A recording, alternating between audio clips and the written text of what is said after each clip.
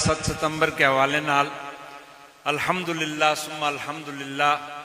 कि हमारी कौम को ये एजाज़ है, अल्लाह तबारक व तआला ने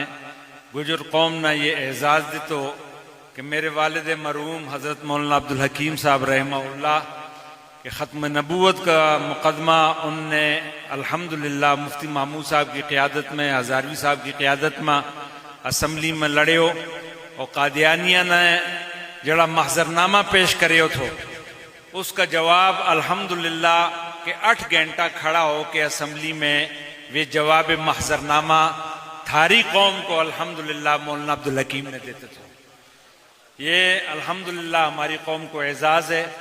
और अल्लाह का शुक्र है कि हमारी इस कौम में अल्लाह तबारक व तआला ने बड़ा बड़ा जना पैदा करी हैं। अल्लाह हम सब ना अपना दीन की आज़मत के वास्ते, अपने दीन का खिदमत के वास्ते अल्लाह हम ना हमारी नस्ल न कबूल व मंजूर फरमाए।